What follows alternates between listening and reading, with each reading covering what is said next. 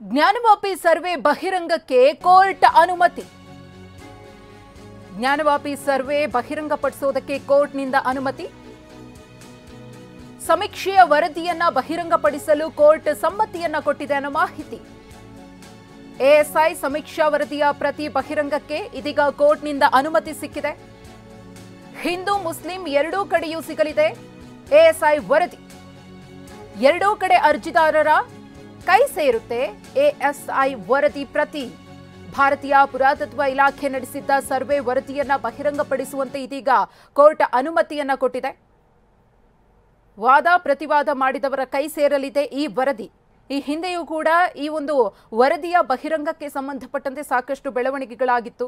ವರದಿ ಬಹಿರಂಗ ಆದ್ಮೇಲೆ ಅದು ಬೇರೆ ರೀತಿಯ ಸಂದೇಶಗಳಿಗೆ, ತಪ್ಪು ತಿಳುವಳಿಕೆಗೆ, ನಡವಳಿಕೆಗೆ ಎಡೆ ಮಾಡಿಕೊಡಬಹುದು ಅನ್ನೋ ಮಾಹಿತಿಯೂ ಕೂಡ ಕೇಳಿಬಂದಿತ್ತು. ಆದರೆ ಇದೀಗ ಕೋರ್ಟ್ ಅನುಮತಿಯನ್ನ ಕೊಟ್ಟಿದೆ. ಜ್ಞಾನವಾಪಿ ಮಸೀದಿ ವಿವಾದ ಪ್ರಕರಣಕ್ಕೆ ಸಂಬಂಧಪಟ್ಟಂತೆ ಭಾರತೀಯ ಪುರಾತತ್ವ ಸರ್ವೇಕ್ಷಣಾ ಇಲಾಖೆ ನಡೆಸಿರುವಂತಹ ವರದಿಯನ್ನ ಬಹಿರಂಗ ಪಡಿಸಿ ಅಂತ ಹೇಳಿದೆ ಕೋರ್ಟ್. ಕೋರ್ಟ್ನಿಂದ ಅನುಮತಿ ಸಿಕ್ಕಿರುವ ಹಿನ್ನೆಲೆಯಲ್ಲಿ ಈ ವರದಿ ಬಹಿರಂಗವಾಗಲಿದೆ. ಇನ್ನು ವರದಿಯಲ್ಲಿರುವಂತಹ ಪ್ರಮುಖ ಅಂಶಗಳು ಮುಂದಿನ ದಿನಗಳಲ್ಲಿ ಯಾವ ರೀತಿಯ ಬೆಳವಣಿಗೆಗೆ ಎಡೆ ಮಾಡಿಕೊಡುತ್ತೆ ಅನ್ನೋದನ್ನ ಹೇಳೋದಕ್ಕೂ ಕೂಡ ಸಾಧ್ಯವಿಲ್ಲ. ಜ್ಞಾನವಾಪಿ ಮಸೀದಿಯಲ್ಲಿ ಈ ಹಿಂದೆ ದೇವಸ್ಥಾನ ಇತ್ತು. ಆ ದೇವಸ್ಥಾನಕ್ಕೆ ಸಂಬಂಧಪಟ್ಟಂತೆ ಕುರುಹುಗಳು ಕೂಡ ಪತ್ತೆಯಾಗಿತ್ತು. ಸರ್ವೆ ಮಾಡಿದಂತಹ ಸಂದರ್ಭದಲ್ಲಿ ದೇವಸ್ಥಾನದ ಉಪಸ್ಥಿತಿಯನ್ನ ಅರಿಯೋದಕ್ಕೋಸ್ಕರನೇ ಸರ್ವೆಯನ್ನ ಮಾಡಲಾಗಿತ್ತು. ಆ ಮಸೀದಿಯ ಯಾವುದೇ ರೀತಿಯ ಕಂಬಗಳಿಗೆ, ಅಲ್ಲಿರುವಂತಹ ವಸ್ತುಗಳಿಗೆ ಡ್ಯಾಮೇಜ್ ಆಗದ ರೀತಿಯಲ್ಲೇ ಸರ್ವೆಯನ್ನ ಕೂಡ ಮಾಡಲಾಗಿತ್ತು.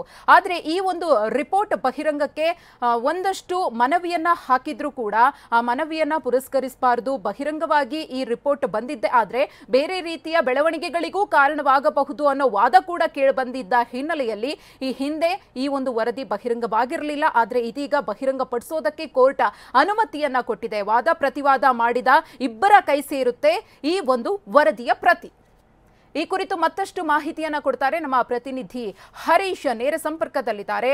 ಹರೀಶ್, ಕೋರ್ಟ್ ಈಗ ಮನವಿಯನ್ನ ಮಾಡ್ಕೊಂಡಿದ್ರು ಈ ಒಂದು ಪ್ರತಿಯನ್ನ ರಿಲೀಸ್ ಮಾಡಬೇಕು, ವರದಿಯನ್ನ ನಮಗೆ ತಿಳಿಸಬೇಕು ಅಂತ ಹೇಳಿ. ಅಂತೂ ಇಂತೂ ಕೋರ್ಟ್ನಿಂದ ಅನುಮತಿ ಸಿಕ್ಕಿದೆ, ಪರ್ಮಿಷನ್ ಸಿಕ್ಕಿದೆ ಸಮೀಕ್ಷಾ ವರದಿಯ ಬಹಿರಂಗಕ್ಕೋಸ್ಕರ.